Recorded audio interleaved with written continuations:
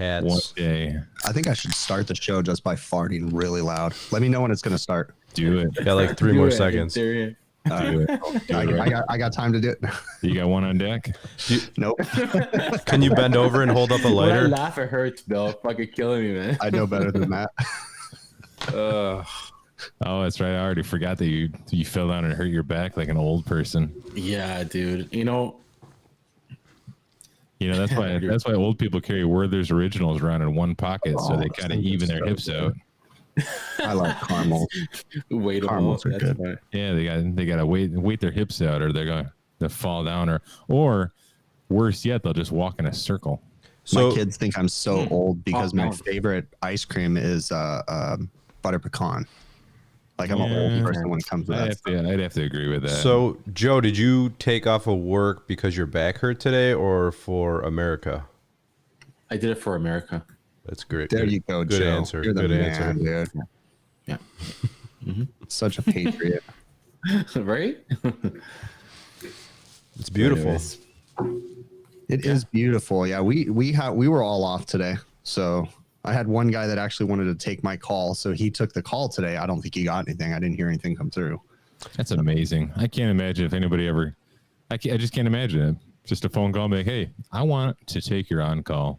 Well, he prefaced that with saying, "I want to take just Friday during the day, normal business hours." He says, "I don't want your weekend." But I was just like, whatever, you can have anything you want. Well, because technically, if you think about it, he would have got paid double time because they get paid 8 hours for today. And then if he would have worked, he would have got however much time at straight time too. So he would have got double. So I've always thought too, like, is it really double time or should it be double time and a half? Should he be getting paid time and a half for working on a holiday?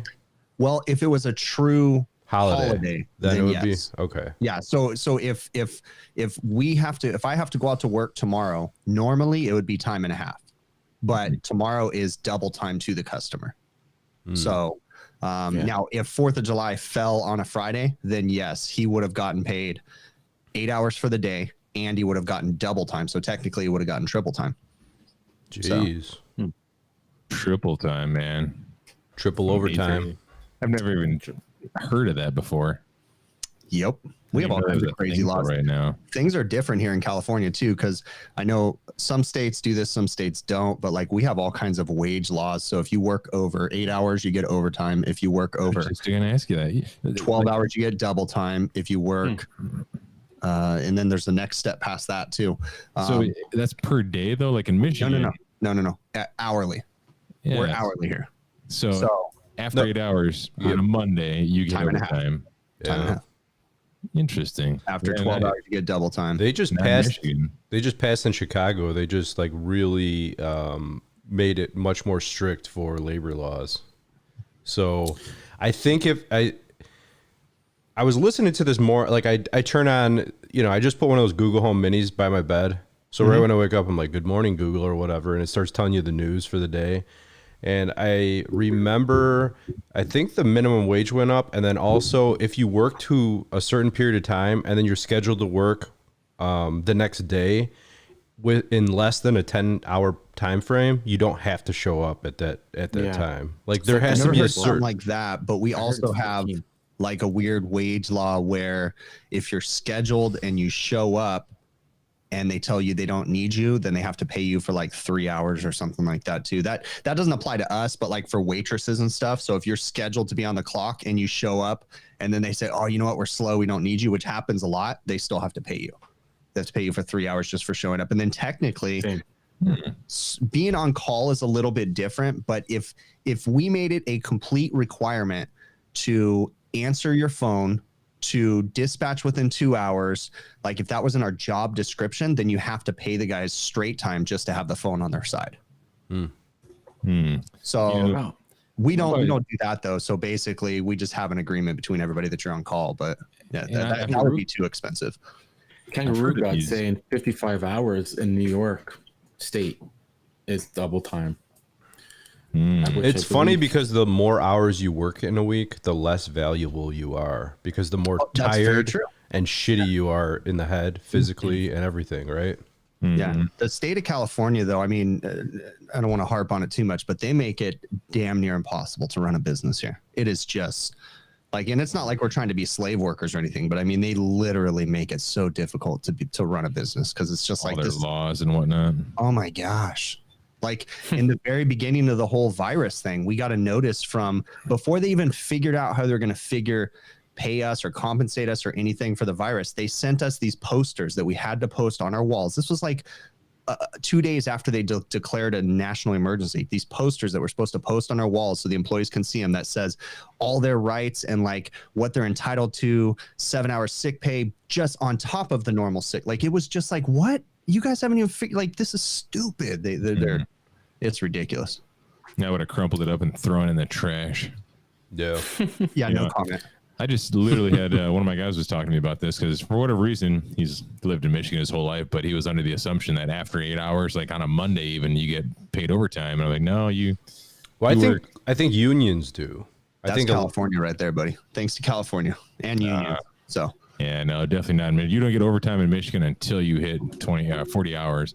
Yeah. And like this week, since there's a holiday, you get paid that holiday pay. But like, for example, if I worked 40 hours already, that 8-hour holiday pay is still straight time.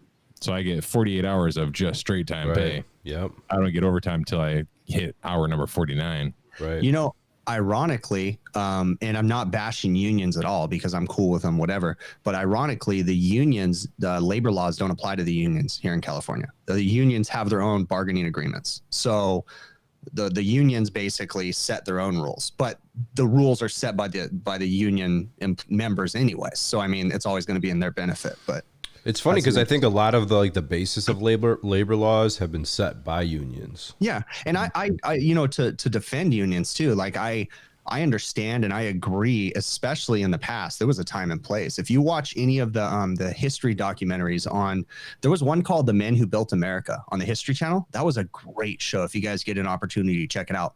But it was interesting to see how these giant power players, Jimmy Hoffa. No, not Jimmy. No. This is way before then. There's like Carnegie and Carnegie, Marconi, Rockefeller. All these guys, basically Rockefeller, they basically ruined the United States. They put us into a depression because they were just fucking with each other. Like they were just proving a point, you know. They created all this chaos, and that's the main reason why the people unionized. And they were killing people. They were going out and sending militias out to kill the union organizers. And then the unions got smart and, buddied up with the mafia. And that was, later in the 50s for sure. Yeah. So here's something along the lines. Here's a movie that I wouldn't ask you if you know what it is, Chris, because you're good with movies. Eddie Murphy movie back from the 80s. Is it Trading Places? Yeah, I remember Trading Places. Was that where he's like a bum on the street and he pretends like he doesn't? And those two rich guys bet $1. They bet $1. Yeah. Yep. By a really, really old, rich white man bets him, right? If I remember right. And it was two old, rich white men. One was like, they bet $1 against each other. One said, I could make anyone rich and like change their personality. Where I don't remember exactly, but something like that. It's funny. That sounds right. Yeah. Trading Places. Yeah. Rich people in their bets. Yeah. Yep. Jessica says Dan Aykroyd is in there. That sounds right. Yeah. Dan Aykroyd is one of the rich guys. Yep. And then I think the other rich guy was like an older white guy, a little bit older than Dan Aykroyd. Was it one of the Sheens? No, not Martin Sheen, but what's the dad's name? The older Sheen. I don't know. It was one of those guys though. Bob. Yeah, I don't know. That was back when Eddie Murphy was awesome. Eddie Murphy. You got to give it to that guy too. You know, that was the time in the 80s. That's when, not how do I say this carefully, not diminishing any of the complaints now, but I mean, it had to be hard to be a black guy in the 80s and be as powerful as Eddie Murphy to come up in that. That had to be hard. Have you watched? Yeah, he was killer. Like his but that just had to be so difficult for him because I mean, that was insane. A lot of walls to break down. Yeah, there was a lot of walls to break down, and good for him for doing that. And then he just kind of gave up after we hit the late 90s in the year 2000 when like it's like nutty professor and this and that, and it's he was just collecting that Shrek money, man. Yeah, I mean, and Shrek was when he was just chilling. That was after a hiatus. You know, and then like 4 or 5 of those things. Yeah, and that's some fuck you money right there, the Shrek stuff. Because movies. Yeah, that will last forever. Yeah, I don't know. You guys seen that? You guys seen that movie, Hobbit and Shaw? Hobbs and Shaw. Yeah, the Fast and Furious. They were trying to Hobbit and Shaw. Yeah, Hobbit and Shaw. No, Hobbs and Shaw. Yeah, I was actually thinking of J.R.R. Tolkien's book, The Hobbit, recently. The Hobbit. Yeah, I was going to try to read it in Spanish, but anyway, this whole time. So you know, Dwayne Johnson's in that movie, The Rock, our soon-to-be president, eventually. King, The Rock, and he says this word in there all the time, some bitch. And the way he says it is so impressing to me that I want to find a way to incorporate it more into my life. Like, just I haven't figured out how yet, but just I don't know. I just want to use it more. Like, some bitch. I'm gonna out myself right now. So between Dwayne "The Rock" Johnson and Vin Diesel, those are my two in another life cheats right there. Vin Diesel? Yeah, between like, Dwayne "The Rock" Johnson and Vin Diesel. So you're saying if you ever transition to a in woman, another life, if I was gay, Dwayne "The Rock" Johnson or Vin Diesel? Probably Vin Diesel. Vin Diesel. I don't know. Vin Diesel's I just lost half my audience right now. This is a weird conversation. Yeah, I have a good way of turning conversations into weird shit. I want to make this full because I want to show these guys these hats. Yeah, Joe's been like sitting there playing solitaire the whole time we've been talking about movies. About movies, yeah. Show these great hats. Killing this show talking about which guys we want to bang. Now you want to bust out your hat story. I'm trying to change subject, but there is going to be some that we're going to be giving away. I'll be sending them out to Adam, but yeah, don't send them to me. Yes, they are. But I did one mistake, and Chris reminded me about it too. I had it in my head, and then Chris reminded me, he's like, "Yeah, make sure." I just found it. You spelled overtime wrong. No, I just found it. I'm not going to say it. I'm not going to say it because I'm not going to out him unless he wants to out himself. I will. Good man, Chris. What'd you do? What'd you do? Are they all like this? I didn't even know. I think they're all like this, just not black. This should be black. Yeah. You on the underside?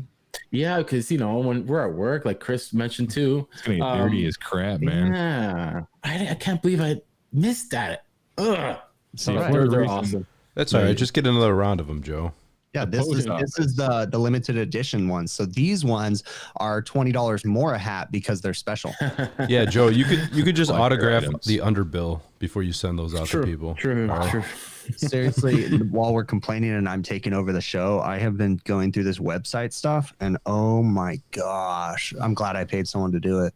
It's just what a pain, man. I could not do this by myself. There's no way, because like this is legit set up and stores and everything, and like we literally just finished it today, and what a mess. The funny thing is you paid the guy a decent amount of money, and it might be very hard, but to somebody that's like trained and very good at something like this dude is probably sitting on his couch drinking a beer, and like every 3 hours he just like types in one line like, all right, he earned it. Like, and I even have to say too, the amount that he quoted me, he ended up not charging me that because I was just, because I thought he was doing extra for me because I kept emailing him, hey, do this, hey, do that, and he was like, all right, and I figured he's just going to add some more to it, and I was going to be cool with it.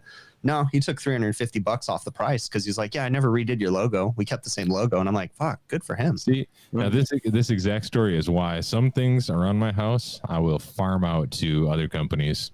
Oh yeah.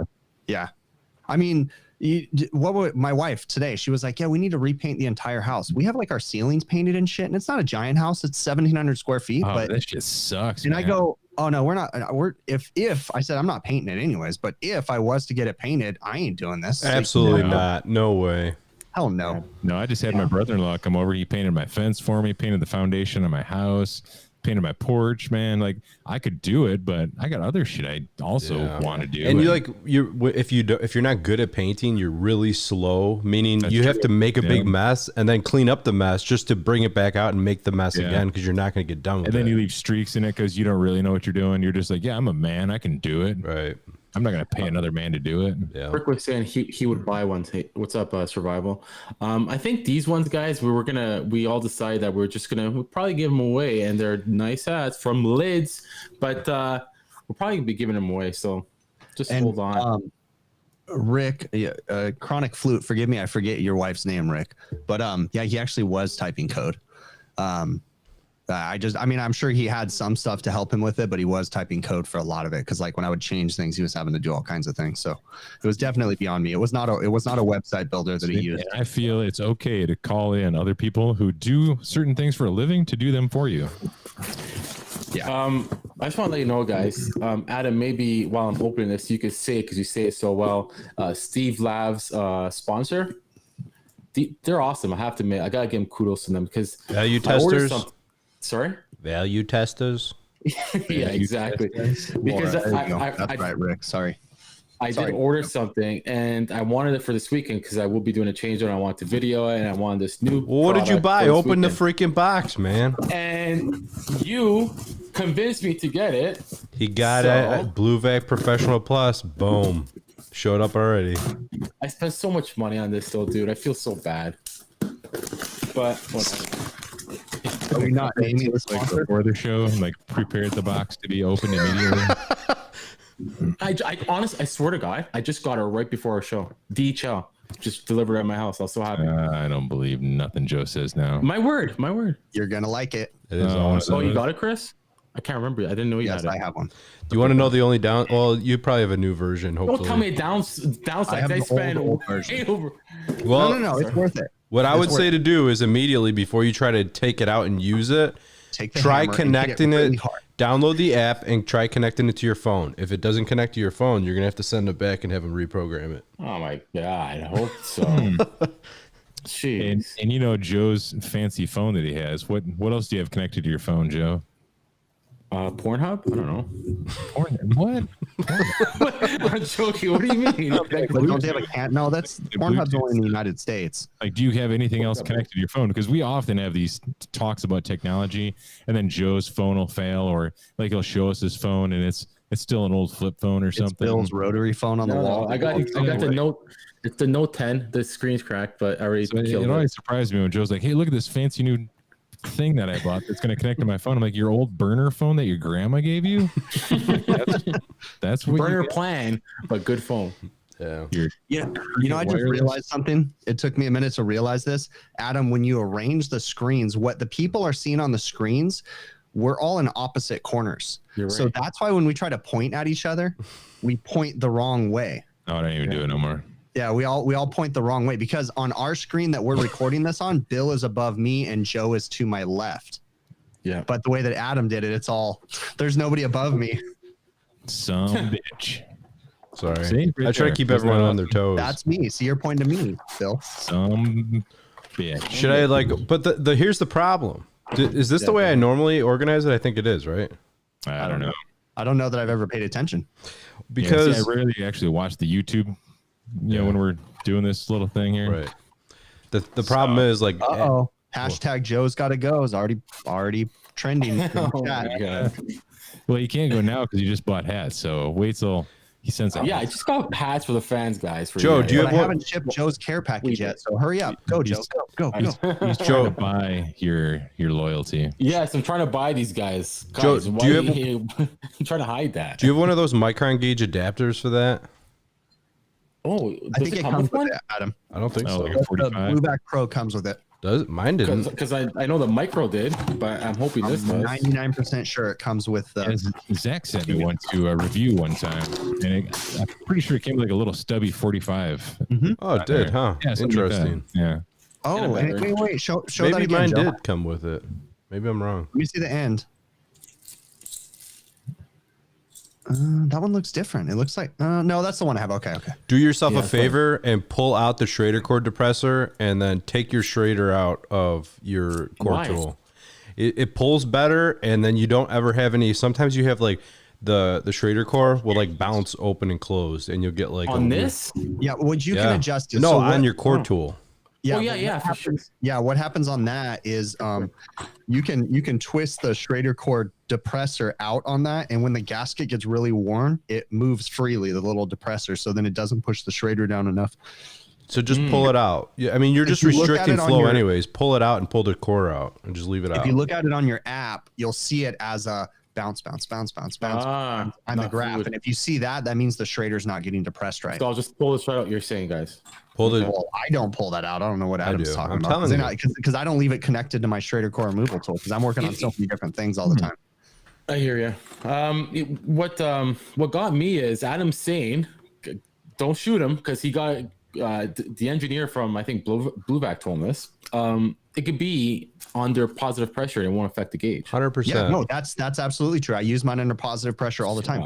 How much positive pressure? It doesn't matter. I mean, I don't start the system up, but I mean, when I go to charge a system, I don't take my core removal tool off. I don't take the micron gauge off. I just pressurize, through the high side. Don't turn it on yet. Once I see positive pressure on the low side, which is usually where I have that, or vice versa, then I remove it. Then I start the system up. Right. So, yeah. I mean, Bergman has a bunch of videos on it, Joe. Yeah. Like, if you're like punching the system and you have it on there, it's still in the vacuum, it's holding your vacuum, you pass your decay test, you punch the system, release a little bit of charge, watch your microns climb, watch it go up to until the gauge says HP, high pressure, then close it back down again, then put your cores in. That's when I pull all the core removal tools off. Yeah.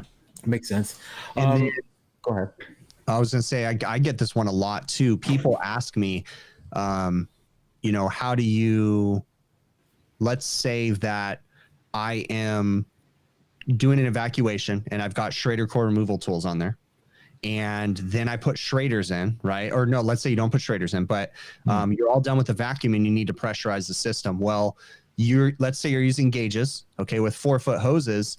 Normally, if you're putting your gauges on a system that has refrigerant in it, you would purge your hoses. But how do you purge a system that's in a vacuum? So I don't put my vacuum pump away until I put the gauges on. Then I pull a quick vacuum on the gauge hoses. Then I charge the system. So then that way you're keeping it truly. That's a good idea. But what I've been doing, I mean, you're probably I'm gonna get ridiculed for this. I don't know. No.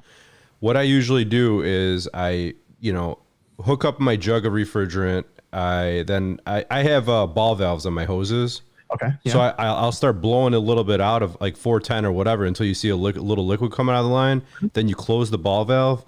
And then when you're right about to put your core tool or your hose on the core tool, I crack it just a little bit so it's like pissing out refrigerant, I do the same thing when I'm charging with smart probes, because with smart probes, you can't hook a vacuum pump back up.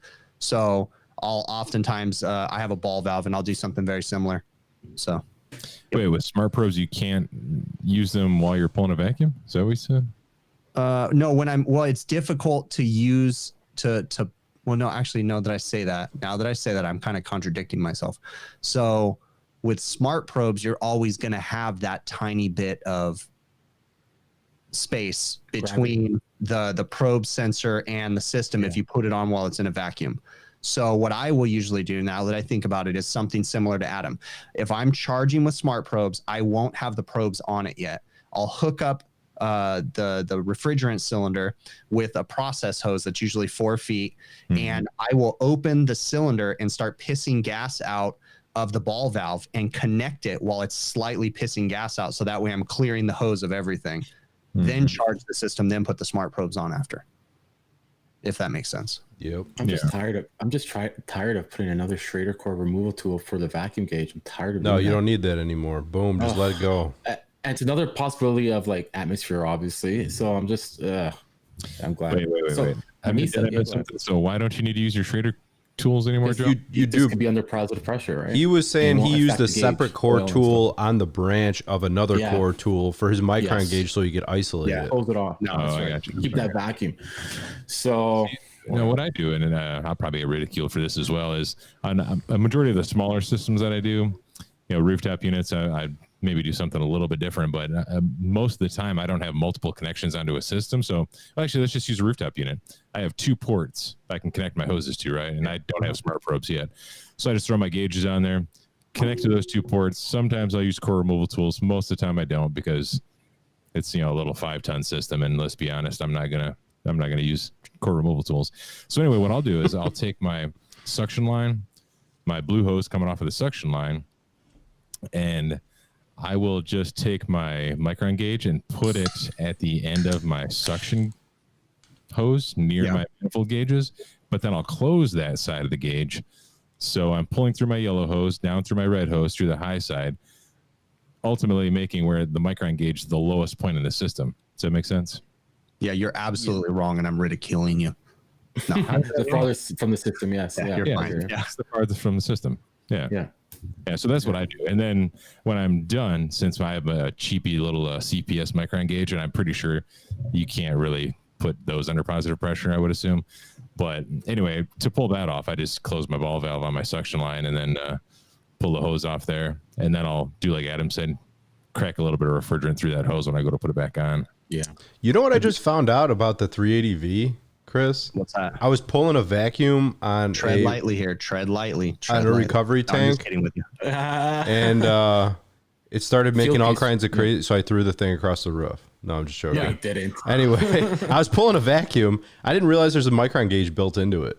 Oh my God. Yeah. Well, I've never used it. I don't even try to use the manifold for a vacuum. Yeah, you know? Yeah, I do occasionally in certain situations, and I'll say it in a video quite often. Like sometimes, you know, I'm in a hurry, or let's say I'm working on a refrigeration system and it's pumped down. So there's 14 pounds of gas in the receiver. And so basically the receiver's keying valve and the suction reed in the compressor is stopping the refrigerant from getting into the low side. And none of those are completely leak free. So I don't ever try to pull like a super duper. You're not going to get no 500 micron vacuum on a system that's pumped down, because you'll end up pulling all the gas out of the receiver because it'll pull through everything. Nothing is leak free in our systems when they're pumped down. So in situations like that, I'll use my manifold gauge set.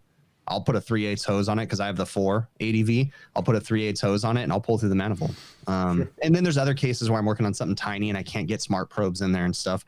I know that sounds weird, but there's certain situations when you're working on really tiny stuff in really confined spaces that you can't get smart probes or, you know, vacuum hoses or anything big in there. And you just got to do what you got to do. Like, you got to remember, yes, people have done it for years. I mean, okay, let's flash back to in the 90s, they had crap in a can that they were selling to people that you didn't have to do evacuations. Really? You would spray the shit in the system like you would a leak sealer. And they told you, you don't need to do an evacuation. It dries everything out. Can we still buy that? Even in the mid 2000s, there was a major manufacturer that makes leak sealer now that came out with that stuff too. And it was shit in a can, and you would put it in there, and supposedly it was for mini split installs. You didn't have to do an evacuation. No way. I mean, and yeah, people do everything. So as long as we do the best we can. I mean, it's real world, right? Silly string. What's that? Oh, you're going to start talking about silly string. Yeah. What did you say, Adam? I was saying it's real world, right? Like, you're not always going to pull down to whatever, you know, like 200 microns with a 500 micron decay. I mean, I would say like half of my jobs, I get down into the 100 something range, half of them. If I'm reusing the line sets, if it's a new line set, I'll get down lower than 100 microns, right?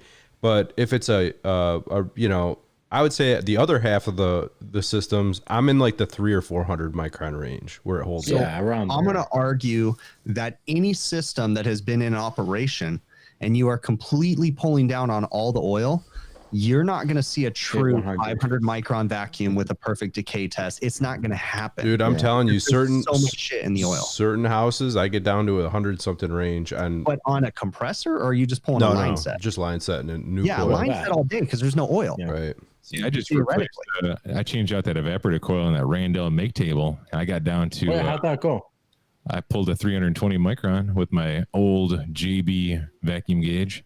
And I would love to see your setup, and I would argue that it's not going to be like a Jim Bergman-esque setup that you pulled that down to. Do you think? I mean, was it like totally legit vacuum micron gauge at one end pulling completely from the other end? No, just how I explained it to you, how I keep the suction side closed and then okay. So on your manifold though, right? He keeps it closed. Yeah.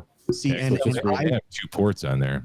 I would argue that now that I listen to you even more, because apparently I wasn't listening to you earlier, I would argue that if you put that micron gauge on the system, it would read totally different than it actually reads at your gauges, because your gauges are I understand it's the furthest point from there.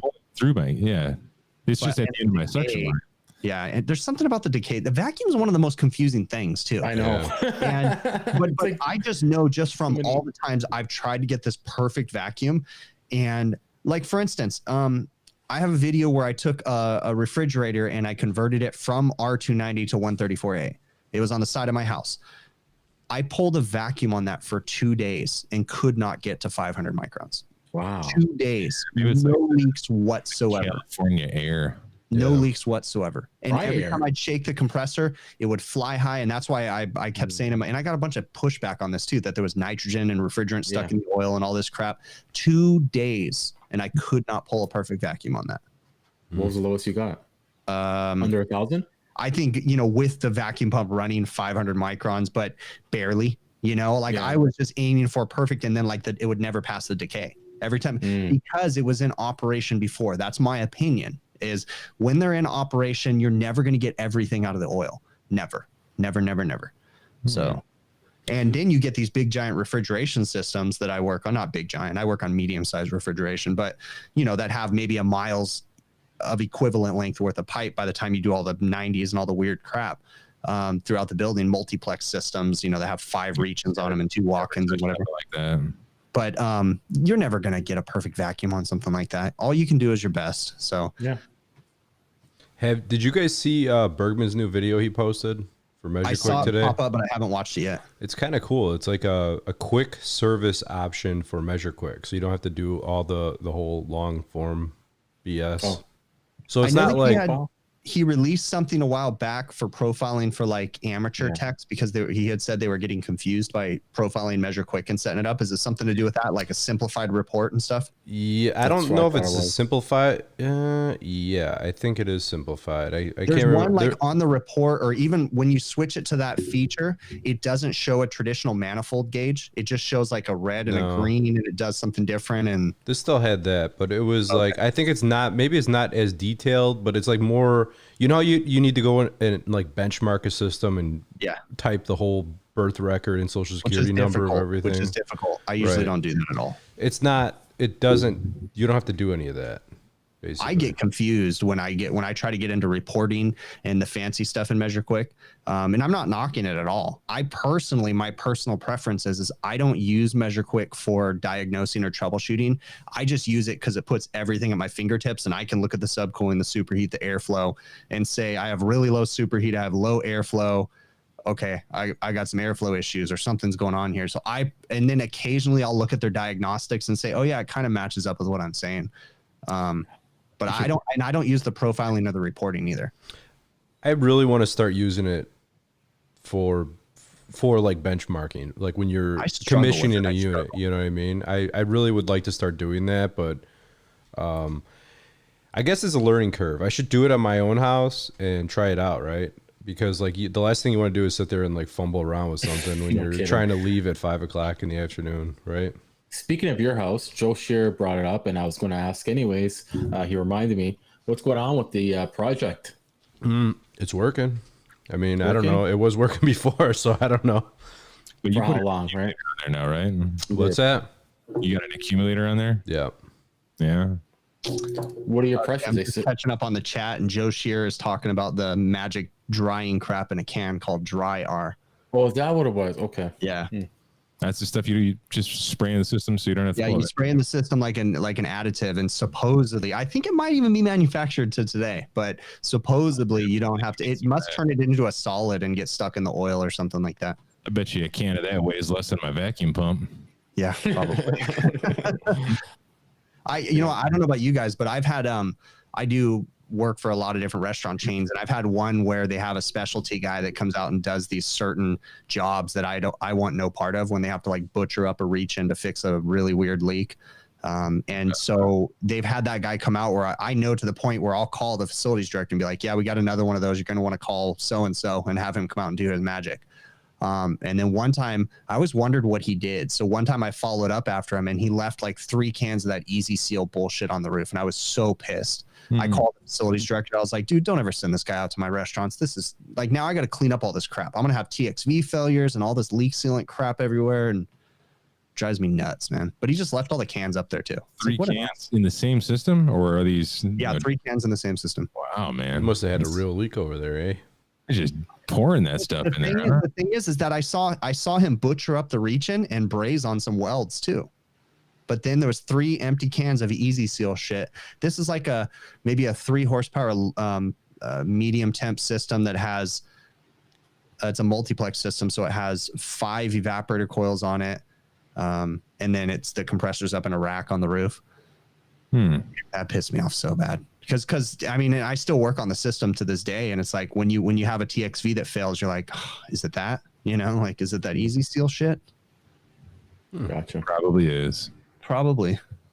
You know, I was at the suppliers to pick up some stuff for the weekend job, and I heard it again. And I know you guys, I haven't seen you guys use it. ProPress, Rigid or Milwaukee for iron for the gas line. I've used it. I have it's Mega Press, yeah. Oh, you do have for iron. Dude, I've been hearing really good things about it, man. I'm telling you. If you got to like repipe boilers and stuff like that, and it's like awkward spots to get to, Sawzall it, clean it up, boom, done. And I heard the cleanup is really not much, just like to take off maybe the burrs. Yeah. See, Clive says you have to hide the cans so nobody knows you did that. Yeah. At least be that bold. So then I'm chasing a mystery instead of leaving the cans. I'm sorry, Joe. I didn't mean to interrupt. You can drop them into the plumbing stack. Just think of the labor you're saving as well. That's all. It's you don't have to. You're on a rooftop. You got to do a quick little thing. You just got to bring the ProPress, Mega Press, whatever you choose, and it's bang. I want to use one. I have the I mean, obviously, because I work with Sportland, I can get my hands on a Zoom lock, but I just haven't had a need to use it yet because I can't use it on reach-ins and things like that. No, obviously. The Mega Press, though, I can think of some AC installs when I have to do black iron gas pipe, and it's like, dude, that Mega Press gas pipe thing looks real, but the fittings look so weird. They're expensive. It's so hard to trust those. Nice. I know. That's the thing. It's like, man, I don't think you have to worry about anything with the fittings failing. It's just the fittings are super freaking expensive. They're ridiculous. Yeah, I was gonna ask, how much are they? I'm kind of guessing. I don't know if my memory is right because I haven't bought it. Well, let's just think about it this way. I mean, I know the fitting's got to be expensive, but if I think of my tiny package units where I have to do maybe 6 feet of 3/4 inch black iron pipe with 690s, I got to make a trap and a sediment thing, and I think that because I'm not, it takes me a long time. So just doing that's going to take me like 4 hours, 3 hours by the time I run back and forth between Home Depot, buying that because I don't have threaders and shit. Well, it's going to be at least like $30 a fitting. Yeah, but that would save me so much time as long as I still build for that. It's not like I'm not going to charge the customer. I would still charge the customer the same price that it would take me to pipe it all myself, and then I'd sell them those fittings. And exactly. But you know what they say: if you have to ask, you can't afford it. It's true. Yeah, that's. My brother was buying a car like 10 years ago. He was at a dealer and they had a Hummer there. And he said, what kind of gas mileage does it get? And that was the answer he received. Yeah. Yeah. If you have to ask, you can't afford it. There's a guy that I watch his YouTube videos, Demolition Ranch, Matt Carricker. And he does gun videos on Demolition Ranch, and then he has Off the Ranch, and he has Vet Ranch, and a couple different channels. But he drives a Hummer, and or he has one for a side vehicle that he drives. It's like a side chick. But he's like, every time I drive this, like he's pretty real in it. He's got a military grade one, and he drives it, and he's like, it's raining. His face is getting wet as he's driving down the road, and it's got a full hard top and everything, but he's just getting wet, and there's water going everywhere, and it overheats and all these problems. And he's like, yeah, I really wanted a Hummer, huh? And that's like the military version? Yeah, no air conditioning. The heater barely works. I would have thought that would have been a lot better, like built sturdy, No, it's not no Arnold Schwarzenegger Hummer that's fully air conditioned with all that fancy stuff. And it got nothing. It can't. You almost keeps the rain out at least. Yeah, you almost can't even drive it on the freeway. It's so slow. Oh wow. I had no idea those were such trash. I heard they never stop. I mean, once they drive in low speed all the time, and they just keep going through everything until they get into. I heard that GM has that on their future list of things to do. They're going to bring back the Hummer, and they're going to try to do a full electric version of the Hummer. Interesting. Tesla or what? That doesn't make my day better. Yeah, I don't know. Joe brings up a good question. Joe Shearer, he says, are sediment traps really needed on a roof? And so I'm going to kind of segue on that one too, but I would almost argue I have never, and granted I live in California, but I have never opened a sediment trap and seen sand or moisture here in California. Never. I have. I know several systems that don't have sediment traps and have operated that way for 20 years and never had a problem. So the only sediment traps I've ever opened are on rooftops. Yeah. I've had them where you turn it over and like oil comes out, like a good amount of oil dumps out of it, Yeah. But I think it's more of a Midwest thing where you have to have those, I would think. It's cold over here. You have I to. think It's cold here too. I'm guessing the oil comes from, like, if the gas company is doing something, they're threading pipe, or somebody else is working in pipe, because you'll have remnants of oil inside or on the end of the fittings or whatever. I kind of think that might be what it is. We have a phone caller. Pizza Hut delivery. We don't hear anything. Pizza Hut. Order in or take out. Hello? Hello? Speaking of that, before the show, I got like an awesome food delivery at my house. I think the phone's upside down. Yeah. Talk about that, Chris. Yeah, like we were just having our pre-talk on the show, and Adam says, "Hey, did you check your front door?" And I'm like, "What are you talking about?" And he goes, "Did you check your front door?" And he goes, "Go check your front door." And I go out there. I'm like, "I was just out there." And I go out there, and there's a freaking bunch of Cajun food sitting out that you guys had delivered. So Just thank hanging you. off your doorknob. Overtime. That was awesome, because it's this weird situation too, where I had heard the doorbell ring and I went out there and there was packages right in front of my door, but I didn't walk around the corner where my front patio is. So when I opened the door, I looked out and there was a guy getting in his car, and I waved and I said, "Thank you." And he said, "Oh, thank you so very much." And I'm sitting there thinking, why did the Amazon guy say thank you so very much? I was confused. And I walked in and I told my wife, with all these Amazon packages, I go, the Amazon guy was thanking me. Like, that's weird. And I was kind of confused. And then 5-6 minutes later, I come in here and log on the show, and Adam goes, "Check your door." They were delivering the food. The packages were already sitting on my porch. The guy just delivered food, and that's why he was saying thank you. So I was like, oh, that makes sense. You have a phone caller. Hello? Right. I don't have a phone. Hello, how you doing? Whoa. Not bad. Just blasted. How are you? Turn it down. Oh, this is Glass Monster. There he is. Cool. Ooh. You were saying, is there any phone calls, pizza delivery, and all that? And well, it's a number. So here I am. Yeah. There you go. So what's up, man? What you Still doing, not Mike? a mod on channel. Well, we're not adding any more mods right now, but Yeah, We have too many already. mods tend to get How's big everything heads. working? And We're living the dream. Yeah. Just living the dream, eh? Yeah, I had a long week. Now, what's the dream? I don't know. What's the dream? Hanging around Trumpopolis? Yeah, not my dream. I need to be living on a beach somewhere. I'll tell you that. that I Yeah. need to do. I can't wanna go tell you how many times during the week I talk to myself. I'm like, I can't do this shit anymore. They shut down the beaches Got a out question. here for the weekend. I Shut down the asked you beaches because they for were afraid of refrigeration people question. crowding in there. He's got a refrigeration question for you, Chris and Bill. You have a refrigeration question? Go ahead. I am Brown. building Oh. a 30,000 watt audio power amplifier, but my power stage has to be basically refrigerated. What would you recommend for a cooling system for that heat thing? You're going to have an engineer design it, because Hey, Adam. Hey, guys.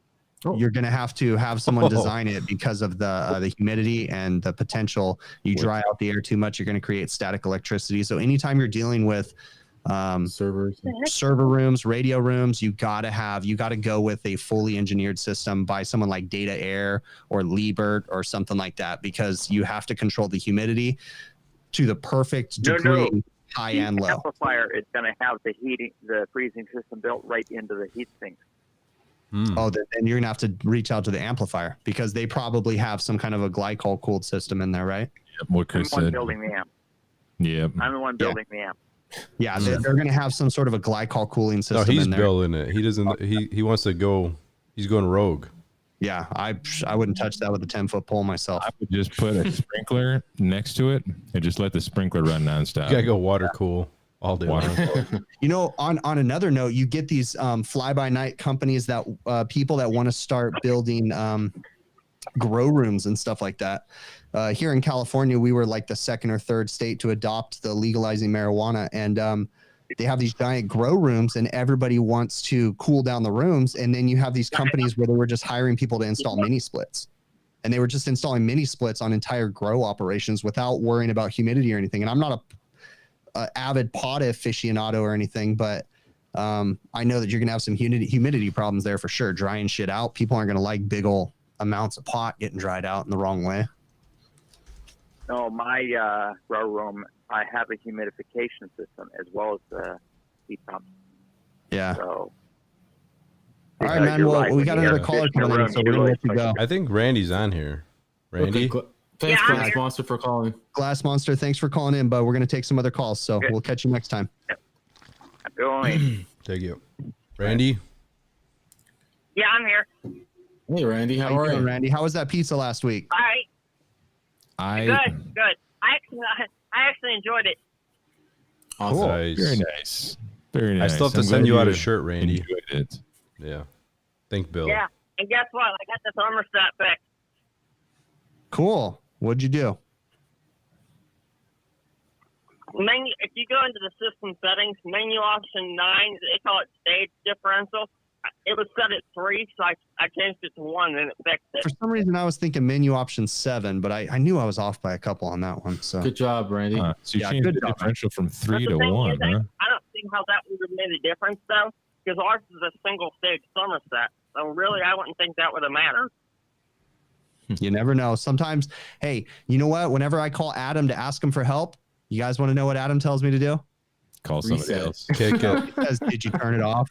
Turn it off and turn it back on again. Oh, yeah, turn off. That's what Adam tells me. Sometimes it's the simplest things that fix things. So yeah, it worked with Bill's mic. If you look, I sent a video. I posted a video of what it was doing on the Overtime website, on the Overtime Facebook page. Yeah. Oh, cool. I'll have to check that out. Under the post that I put of what it was doing, if you look, just as it hits 77, it's coming on now. Where it was staying 77 before it would kick on. Like it barely touches 77 and it turns on. So it fixed it. All right, Randy. Well, we got another call coming in, so we're gonna let you go. Okay, bud. All right. All right. Have a good night, guys. Thanks, Randy. Rando. That's Randy Ravioli right there. So, Rambo. Would you guys ever touch like grow room operations or anything? I would. Who's that? Hey, is that our favorite Mexican? Yes, that's what's right. Yeah, I am Mexican, Chris. That's You are right.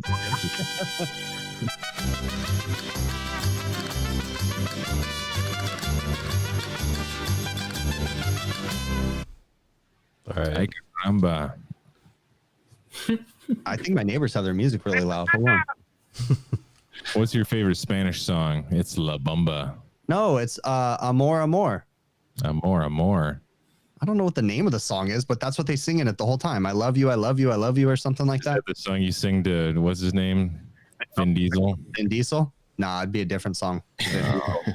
It'd be Pour Some Sugar on Me. Oh, very nice. Oh, God.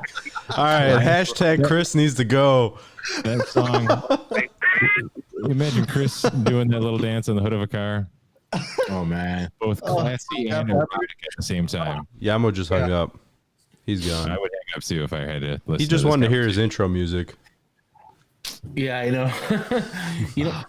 Chris was asking about those The grow rooms. I'm afraid to touch them just because of the complexity. And again, I have a hard time when I don't understand exactly what's going on or how things are set up. So like the only way I would do a grow room op is if it was totally spec'd out and told like, this is what you're going to do. This is what you're going to do. This is the equipment. If I had any part in sizing the equipment, I wouldn't touch it with a 10-foot pole. Oh, sizing. I wouldn't touch it either. Yeah, as far as sizing. it does take a special art. You know, you got to see how much, what's called humidity is coming from the plants, the glass, all this kind of pints you got to be removed. Fine. I understand that. But after that, if you get the right equipment, because they make little, what's it called? I can't forget. I forget who makes them. Yeah, dehumidifiers just for grow rooms. But you get any dehumidifier, and I'm telling you, if you size it right, you're not going to be doing sensible heat loads certain there. part of the growing process you don't want to dehumidify. Yeah, because you don't want to dry it out for a long time. Yeah, you want to dry it out at certain times. Yeah, and that's up to because you me, want the plant to live and you want the plant to. Again, guys, full disclosure. Never smoked pot in my life, no joke. Don't even know, but I could only imagine that during the growing process, I would imagine that you want higher than normal humidity while you're growing the plant, but then obviously towards the end you want to dry it out when you're curing it, right? And those systems could do it. They'll keep it at 60-70%, drop it down all the way probably to 45%. The most, I'm assuming. I would imagine. Let me tell you a quick story. This other guy I'm friends with that owns a heating and air company, he needed a bunch of custom ductwork made. So he came over to the shop. I was pretty slow, so I just helped him make it all. He brought the metal. He's like, how much I owe you? Like, don't worry about it. He's like, I went to Jamaica. He was on the trip with us. And so he knows my wife has a medical card and she indulges on the wacky tobacco every so often, you know? The devil's lettuce. Exactly. So he's like, stuff will kill you. Haven't you ever seen the Reefer Madness movie that they released in the 50s? Babies out the window because you're so high. Yeah. The second day he came back to finish up with the last couple fittings, he's like, oh, here, since you're not going to charge me, this is for your wife. He has a grow room in his basement. He gave me a Ziploc bag like this big, completely stuffed. I'm like, with oregano. The DEA. I'm like, how many pounds is this? It's a setup. It's a setup. They were setting you up. You did a whole job, and then they were going to come bust you because you accepted it. Yeah. No. It's not fully legal in Chicago, is it? No, it is. It's legal, but I think it's like I really don't know the laws. It's similar to California. Yeah. You're allowed to grow it for your own personal use in California. So I can grow it in my backyard. I can have so many plants. I can have so much on me at any given time. I don't have to have a license anymore. You don't have to have a medical card anymore. Right, Ricky. But if you get pulled over by the FBI, they can arrest you because it's federally illegal, but it's a federal law. According to the state, it's legal. You know what else? You know, another term for it? It's called MOTA. MOTA, that's smoke. MOTA? Do you have mota on your house, Chris? No, I don't have no mota at my house. Yamo, I have never smoked pot in my life. There you go. Bam. All right. Never. When AHR 2021, yeah, I'm bringing a bag, baby. We're gonna Reefer Madness right at HR. We're gonna freak out, and I get in trouble on this AHR too. I got in trouble on the last AHR too, but I can't go into that story right now. That's for another day. But we may all be there depending on if Joe gets a passport or not. Yeah, I got the paperwork today, so that's one step. Yeah, right. We're gonna find out that it's an online trade show. Yeah, I know. And what's gonna happen is so bad. They're gonna let Joe into the country, but then since he's in America and we have, they're not gonna let him back out since of all the COVID crap. He's gonna be stuck here forever.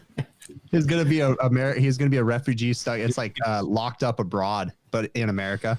He can come work for you then, Adam. That would be great. There you go. Joe, come down to California, bro. So I'll give you. I'll sign your temporary visa and let you work for me. Look at that. Look at that class. You know, look at that class. You know what? Look at Adam's face. Look at Adam's face. He's like, Chris, I'm going to fucking kill you. Do you sure, Chris, do you want a Canadian on your shop? You need to buy a drum of maple syrup. I get emails from people all the time asking me to, and I'm like, they're like, can you sponsor me to come to America? And I'm like, how the fuck do I even do that? Yamo, how do I sponsor you? I'll sponsor you, Yamo. Tell me. Hey, we've been telling Yamo to do it. Over the wall. They ain't letting nobody in the United States right now. No, they're not. They're not letting the United States anywhere else. We're not allowed to go to Mexico. Isn't that the most ironic thing in the world? We're not allowed to go to Europe right now. Or Mexico. Mexico won't let us in through Arizona or whatever. No. Yeah. It's the irony. Through that. Sorry, the United States government would let me have even a tourist visa until January 1st, 2021. So I can get the visa on time for AHR. It's a 50-50 gamble on whether or not it'll be easier for you to get a tourist visa, because by then, does the new president potentially take office by that time? No, he doesn't do it till like January, February, right? Yeah, he's not sworn in till. Isn't it February or March? No, I think February. It's March. And when I say 50-50, I'm not saying which side I lean politically. I'm just saying there's a possibility that you might have a different administration that'll be much more lenient to. I would venture to say either one's just going to be like, don't let nobody in. Well, if the medical crap, who am I kidding? If the medical crap's still going on, it's going on. They said I was reading today, the last pandemic lasted, of 1918, it lasted 3 years. That was the Spanish flu one? Yeah. Yeah, isn't that a trip? My wife was telling me, she's been doing a bunch of research on that, and she was like showing me pictures, of them like wearing cloth masks back then. Like they had like mask requirements everywhere too. Now, wait, granted, so they weren't wearing N95? no. Damn. Yeah. They were just wearing old burlap potato sacks around their mouths. Burlap potato sack. My poor kids, like they're not even going to get to go back to school. My daughter's like, that's what sucks too. 3 weeks ago, my daughter started tennis practice because she's going into high school. So she started tennis practice, and like my wife was all bummed out because my wife had to get up at 6 a.m. to drop her off at 6:30, and which was cool though because my wife was getting up with me every day. And then my daughter got a message from the tennis coach last weekend, and he was like, "Yeah, no more practice," because even before they like closed down California again, they stopped all sports. So. I'm glad we didn't, because my daughter wanted to do cheerleading too, and they were saying how much that was going to cost us. Oh my god, dude, it was like $2,000 or something just to be on the JV team. Yeah, tennis. I just paid like $1,000 to register my 3 kids for school like a little while ago, a couple weeks ago. So I want to know if school's only going to be a half day or they're not going to have school. Do you think they're going to refund me my money if my wife has to teach them? Probably not. That's why I haven't booked my AHR stuff yet, because I don't want to bitch with anybody about giving my money back. I have a problem with that. I have a problem with paying tax money for education and stuff here in California, and my kids aren't going to school, and they're getting.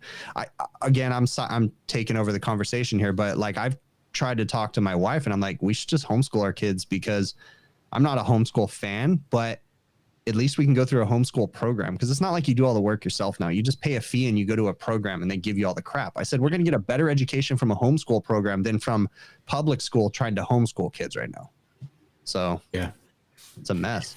Yeah. I feel bad for these parents, dude. They're trying to, some of them. I feel bad. Sorry, go ahead.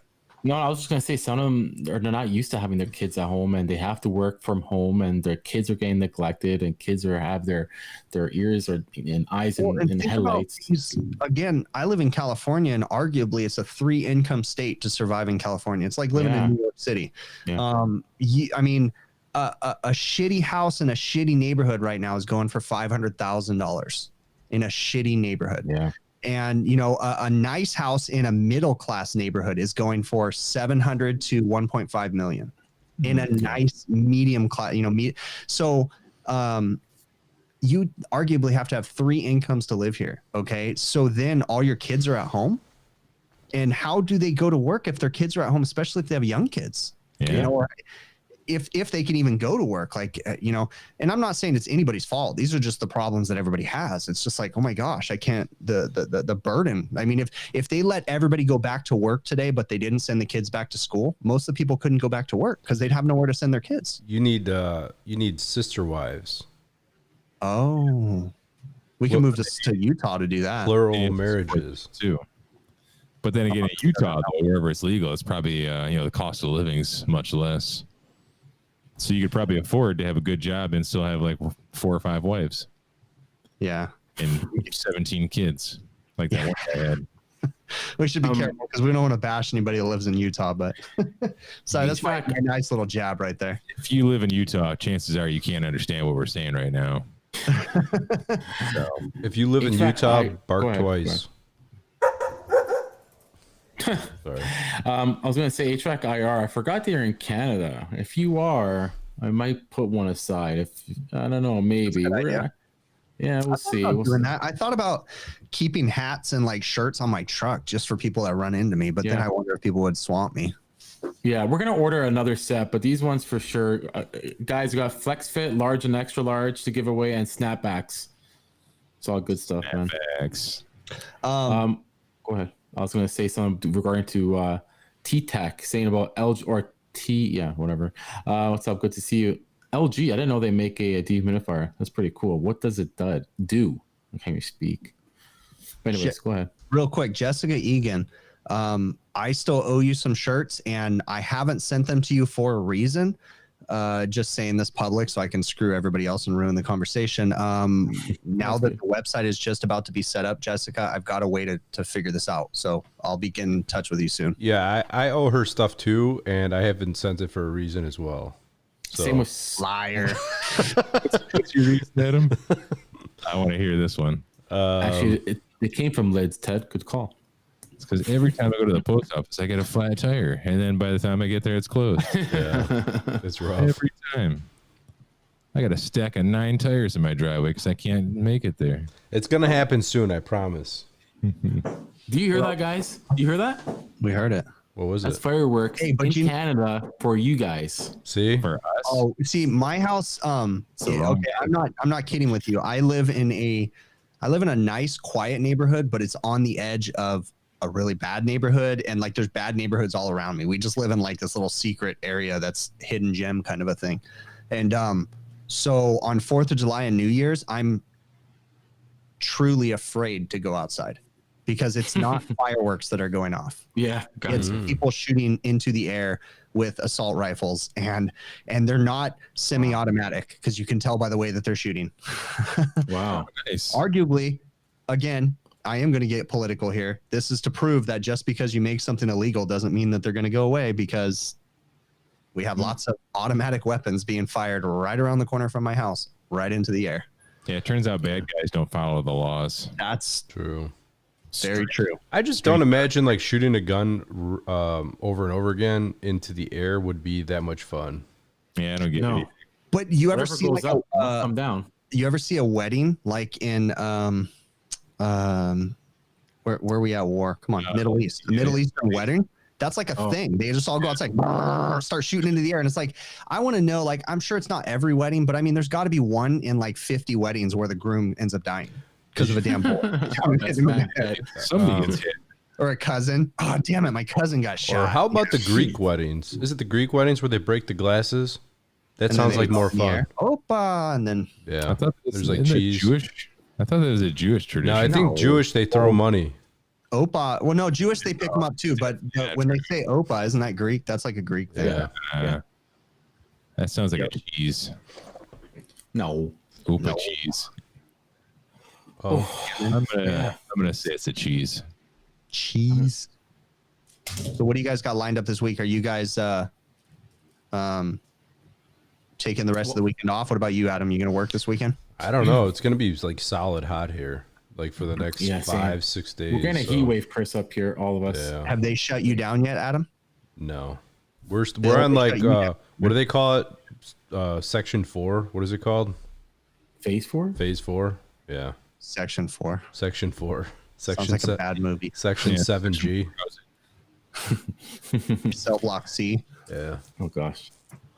Bill, I heard you say that they shut you guys down. No, Restaurant stuff? they reclosed bars basically, but our corona numbers apparently are still spiking, so they'll probably start phasing in some more shutdowns, I would imagine. What about you, Joe? I will be Anything? doing that, and I'll be videoing it. So look out. That install, that change out, that green monster is going out, and this new, I'm going with Ream this time. Weather King is going in. So That has nothing to do with what Chris is talking about. no, It's okay. here we're just staying at plateau. About I think we're at phase 2. The numbers have been staying pretty. Wait, you guys have Even. phases too? Yeah. of Did you course. just copy our phases? Yeah. We're your brothers from different mothers. Dude, can you just come up with something original, please? Dude, we're 2 steps away. We're 2 steps from just absorbing Canada. Yeah. We're literally 2 I mean, steps. they got universal health care. They kind of We're ironically, we're 2 steps away from absorbing Canada, but yet we don't want to absorb Mexico. Like, I don't understand that one. But Yeah, I'd rather take Mexico, to be honest with you. They have some nice beaches. it's just they got the cartel problem. that's Canada. What are they going to throw beer cans at us? Like They're gonna have to take like half our army is just gonna go towards fighting the cartel. the only problem with Canada is you have that weird English or England kind of a thing, right? Because you guys are technically queen crap. Yeah, that's you have those true. weird formalities still God up there. save the queen. We on the news they say the weather in Celsius. Yeah, That's that's weird. to change that. Y'all are gonna have to learn American fucking the only country in the world that still uses standard And system. because you guys use it, we gotta friggin' use it for all our shit. Well, I hey, do have to say we are ass backwards. You have to Yeah. start saying some bitch, and you have to use miles So per hour. rich. And you have to start saying made in America, but then that doesn't mean Canada or Mexico. Yeah. That's the Yeah. one that I don't understand. When people say it's made in America, well, which America? North America or South America? obviously the only one that matters. Yeah. Okay. North America minus Mexico and Canada. So made in the United States. Well, yeah, you know what I meant. Right? Right, exactly. I try to catch myself lately. If somebody's if I'm talking, I'm like, yeah, America. And like, which America? Then you you could like finish it off by saying America. Yeah. I say that right in the right time of the conversation when someone's usually getting heated and they get all upset and they say, yeah, we need to buy more American made stuff. And I said, which America? What do you mean? North or South? You know what I mean? What, the United States? Yeah. You know, and they get all flustered. It's like, yeah, you dumbass. What would be funny is if he came back, Chris, and said, come on, man, America, like Adam's saying. Like, oh, okay. Dumb people are usually highly emotional. But it is weird, Joe. You do have a high, what is it, Quebec, that has such a French influence? Yeah, they still speak French like 99%, right? We met a couple on vacation, and they were like, oui, je m'en yeah, Quebec, they do. Quebec is like they like to stick to themselves kind of thing. They like to be their own little... Do you speak French, Joe? Tell us the truth. No. Oh. Do French people like French fries? Or French bread? French fries are American. No, that's freedom fries. Do they French kiss? French kiss, good one. What about French toast? Do they eat French toast, Joe? I like with French maple toast. syrup. You know, I know they don't use dude, French toast in Quebec with maple syrup is like the Canadian treat. I'm telling you. Terry said it. Terry B said it. We bathe in maple syrup, and like he said, yeah, we're what's the other one? Kilometers. You guys are miles per hour. That's Yeah, nobody knows what a kilometer is. Yeah, remember that? That's awesome. Why is that can do that? I bet all your public drinking fountains squirt out maple syrup too, don't they? There is the funny thing about in the United States too is that whenever you go work in a hospital or any kind of a medical environment, when you're working on the refrigerators, they're always in the metric system. So you have to learn Celsius and all this different stuff. And you're like, okay, it's so much freaking math. Like, and when you start doing the math, you're like, why the fuck do we have to do this math? Why can't we just use Celsius? Like, why? It's just so much easier if we just, come on, 0 degrees, guys, is freezing. 100 degrees is boiling. Why is 32 degrees freezing? That's the stupidest fucking thing in the world. Right. Thank you. That is the stupidest thing in the world. The United States, instead of switching to Celsius, they'll just switch to like Kelvin or Rankine. Well, now here's another question. All these like little races and runs that people do, why do they say kilometers? Why is it like, I'm going to go run a 5K, guys? 5K. I'm going to go run a 5K. Well, they say that. You don't say 5 mile? No. I'm going to go run a 5K, which is 3.5 approximate miles. Yeah. I'm going to go run. It's like, hey, loser, go to Canada, eat some maple syrup. Oh, it's just dumb. But I mean, you can never change us. We're so stubborn in our ways. Yeah, we are. I don't know. Chevy would never adopt kilometers as their only. Dumb and we're really emotional about stuff. Yeah. That's no joke though. If we are so emotional about that, we would revolt and people would die if they had they really would. The metric systems. Hey, look what happened when they tried to make people wear face masks. Oh, I know. But have you ever tried to like measure with a metric ruler? It's so much easier. And like adding metric measurements is freaking simple compared to fractions. Yeah, it is dumb, especially and people, I would argue people that are in the know, like mechanics and technicians, honestly would advocate for the metric system, because when it comes to doing anything, measurements or anything like that, you're like, why the fuck does it have to be this hard? Yeah. You know, or nothing worse than, and that's the worst thing too, when you're working in a hospital setting on refrigerators and you want to maintain 40 degrees Fahrenheit, and you find out that it's, these weird decimal places, there's no like between 41 and 42, it's not 1 degree Celsius. It's like 1.725432116. Like, what the fuck? Yeah, I know. I have a metric ruler that I use when I'm traversing a duct. Try traversing a duct with a regular ruler with fractions. Right. Try it. I was gonna say I'm never gonna traverse a duct, so traversing a duct is stupid. No. See Scott Jones, what he said. What did he say? Who said what? Canada has or had pomegranate flavored ginger ale. But for 3 days this week, and I was so glad to get South America. Oh, that's funny. Jeez. Ginger ale is my jam, though, when I was drinking soda. Yeah. Ginger ale right there. That is my weakness. Diet Pepsi, bro. No, come on, dude. Bro, you're fucking killing yourself. If you're going to drink Diet is so much worse than straight Pepsi. Oh, I know it is. That's why I had kidney stones Straight a while Pepsi, dude. That's why. Oh, okay. I got you. Yeah, I'm switching to like flavored waters now. I know it's not like 100% the best thing, but yeah, it's much better.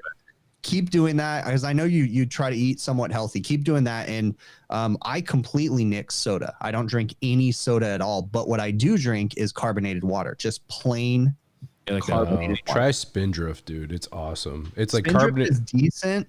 With the carbonated water, I started with just sparkling water, which is just carbonated water, and added a lime to it. And then that's what Spindrift is. That's like the definition of Spindrift. But my problem with Spindrift, and I drink them too though, because I drink Spindrifts now and the other ones. But my problem is that one ingredient on there that drives me the fuck nuts. There's no sugar, no anything, but there's natural flavor. What the fuck is natural flavor? Fruit. It says the juice. No, it's not fruit. It says does not contain any fruit juice, but it has natural flavor. No, and they can put anything they want in there. All natural flavors. What'd you say, Bill? They can put anything they want in there almost and call it natural flavor. Yes, that's documentary about that. Oh yeah, and get, because Bill and I, well, my wife and Bill share a lot of the same vegan bullshit, weird stuff things, right? High five. And watch some of those documentaries with my wife, and I'm like, what the fuck you make me watch this meat documentary for? I don't want to watch this. There's so much scary stuff in the food. I'm going to get off on a little bit of a tangent here because this is one of my passions, right? You go to Walmart, Meijer, Kroger, wherever you go and you buy your store-bought and foods and your cans and your packages and everything, you get home and you eat it and you think it's all good. There is so much crap and antibiotics and garbage in the food that we eat. It surprises me that when we get a pandemic like COVID-19, everybody's like, oh, we got to wear face masks. Everybody's got to get healthy, blah, blah, blah. I'm like, all right, what about our obesity levels? What about all the shit everybody eats on a daily basis? Nobody worries about that. But now all of a sudden, everybody's like, hey, we got to wear face masks because nobody wants to get sick. Now, granted, COVID-19 is bad. Don't get me wrong. But, why is it just like we tend to just have this narrow view of what we want to look at as a society. And they're like, yeah, COVID-19, let's focus on that. That's really bad. It's killing a lot of people. That's very true. Obesity, it's killing like 300,000 people every year. Watch that Disney movie, WALL-E. And that has some undertones in it. You think it's just a Disney cartoon movie, but when you find out that we're living on a spaceship because we destroyed the Earth and we've been living on that spaceship for thousands of years. Yeah. Just watch the movie WALL-E and then think about that when you're watching it. Yeah, so I never knew what that movie was about. I never watched it. Good movie. It's actually a really good cartoon movie, but it's for kids, but then it has an undertone that talks about us destroying the Earth. And then we live on these cruise ships that we went on a permanent vacation on, and we've been generations and generations have been living on these cruise ships that are spaceships. All the people are giant, fat monsters sitting in chairs, and we can't move because we're so fat now that we're getting off sort of let's just officially say like the somewhat HVAC talk has ended about 10 minutes ago. Yeah. We're getting into movie talking mode, but there was a Bruce Willis movie. I forget what it is, but I'm gonna tell you exactly what it's called. Some surrogate something, but anyway, they're like surrogates, and it's sort of the same thing where everybody's living in this like online world, and you plug into these, you sit down, lay in this whole chair system, like a matrix style chair, and then you plug into this false world, if you will, and people just kind of walk around. They're not. Let me rephrase that. It's not like they're plugging into a false world. You actually have like robot people going out and living your life for you. Yeah. But you're seeing what that robot is seeing. Yeah. It's outer body experience. It is surrogates too. It's a pretty good movie. It's worth a watch during the pandemic. Because in a little while, once we're all like giant fat blob monsters, we're gonna have to get surrogates. Peter S says the trouble with organic food is they never say which organs they're made from. All right, I have a question for anyone that works on Arzell. The fuck is Arzell? Oh, like the zoning. Yeah, I have one system. I have one system that I'm having issues with, that I've had persistent issues with. Okay, like once a year, I have the, what do they call it? I'm thinking it actuator in the zone board. I'm drawing a blank. It's too late.